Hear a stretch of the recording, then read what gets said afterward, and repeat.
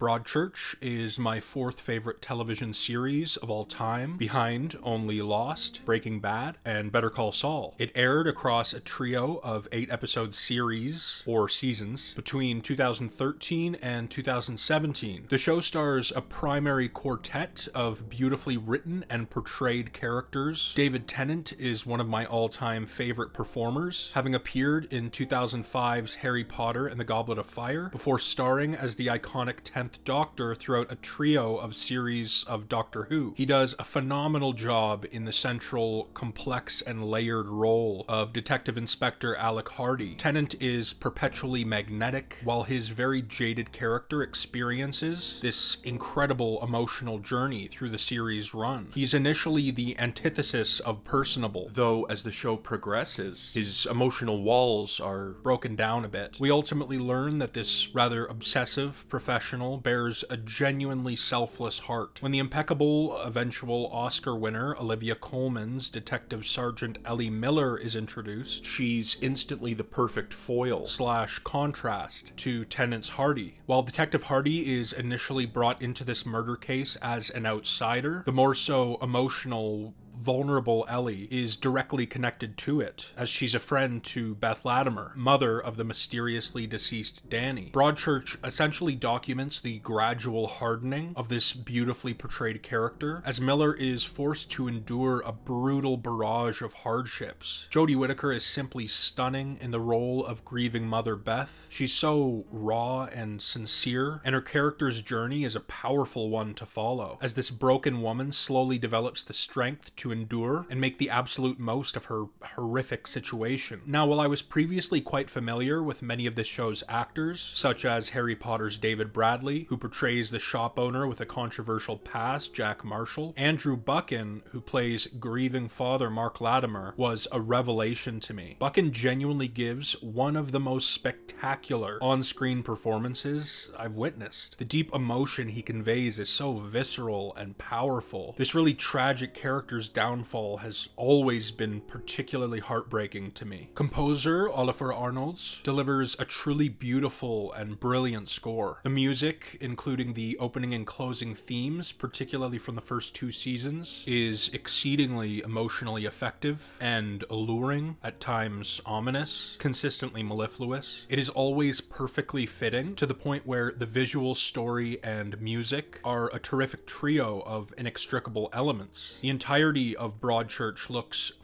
gorgeous. Matt Gray's cinematography, alongside the director of Series 1 and 2's James Strong, Series 2's Jessica Hobbs, and Series 3's Paul Andrew Williams, is fucking stupendous. It is often very intimate, while the shot composition is impressively creative and versatile. Now, in regard to specific examples, firstly, there is a bloody excellent tracking shot in the pilot. We follow Mark Latimer through town, while the beautiful opening theme underscores the scene, as practically the entirety of the cast is gradually, naturally, and cleverly introduced. Secondly, and simultaneously thirdly, we get a pair of magnificent mirroring shots, one in Series 1, the other in Series 3. During the pilot's commencement, we get this dynamic crane shot, which starts out behind Danny before moving to a bird's eye view shot, displaying the title cards sandwiched between the water and the cliff's edge. This exact crane shot is replicated in the final series, focused on the broken Mark Latimer rather than his late son. This exquisite image at Cliff's edge harrowingly occurring prior to his suicide attempt. Series 1 is unequivocally one of my favorite ever series/seasons in television history. The story is clear and concise. It's perfectly paced and plotted. From the first to the final frame, it commands your attention while forcefully yanking at your heartstrings. The finale is as close as possible to being a perfect episode of TV. The tension leading up to the reveal of the true identity of Danny Latimer's killer is palpable, while the reveal itself, alongside the depiction of the specific happenings on the night of young Danny's murder, is expertly executed. It is smartly and deliberately, sporadically set up, while the true revelation that Ellie's husband, Joe Miller, was Danny's murderer, utterly leveled not only myself as a viewer, but also the foundation of the this small town and its civilians. I would rate the largely contained premiere season a 9.5 out of 10. Series 2 is a bit of a step down from its predecessor, but it is undeniably really well done. The story of this second chapter is a natural and organic progression from the first, and although I prefer the singular, tight nature of the story of Series 1, I appreciate that Series 2 differentiates itself in numerous interesting ways. Series number 1 centers on one individual case, the murder of Danny Latimer, while number 2 focuses on a pair of cases, the continuation of the Latimer case, alongside the Sandbrook crimes, having been alluded to on multiple occasions in the premiere series. Number 1 revolves around the death of one young boy. Number 2 focuses on the death of a young girl and her big sister. While number 1 ultimately reveals one clear killer, number 2 ultimately reveals a trio of collectively contributing culprits. The presentation of the revived Sandbrook case is well done. It's just never quite grabbed me like other scenarios within the show that are depicted in a more grounded fashion, I suppose. My favorite component of Series 2 is the trial of Joe Miller. This particular storyline is not only masterfully executed and perpetually emotionally engaging, it also introduces a pair of excellent new characters. I'm referring to Sharon Bishop and Jocelyn Knight, opposing lawyers with a complicated and largely negative history, portrayed with a great amount of gravitas by Marianne Jean-Baptiste and Charlotte Rampling respectively. I would rate this second chapter a solid 7.9 out of 10. Now, I would rate the third and final series, between numbers 1 and 2, an 8.5 out of 10. It's structurally similar to the first, in that at the outset of the story, we're presented with a criminal case alongside a new collection of characters/suspects. Then, as the episodes progress, we, the viewing audience, gradually rule out potential culprits before the guilty individuals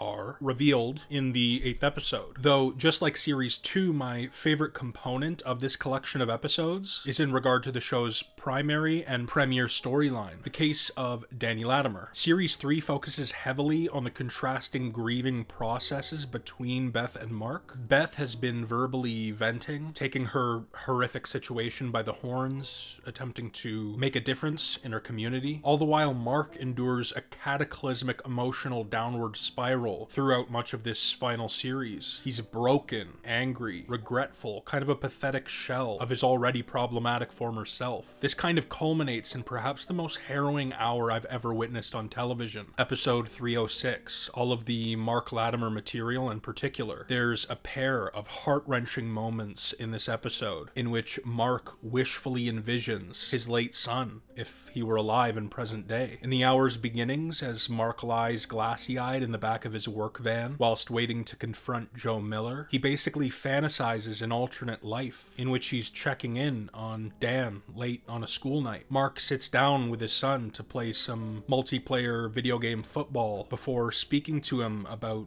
his potential, his bright future. Then Mr. Latimer, after saying goodbye to his ultimately worried daughter over a phone call, makes his way out into the water on a small boat. Before this defeated, crying, broken man dips into the freezing lake with the intention of drowning, he envisions his boy simply seated before him. All of this tragic imagery is unsurprisingly backed by the most beautiful and somber of musical scores. Broadchurch is a fucking brilliant television program. The often mysterious story is beautifully told. There are a number of layered, complex, and exceptionally portrayed characters, and the series in general generates an unfathomably powerful emotional response from myself, as well as millions of other admirers.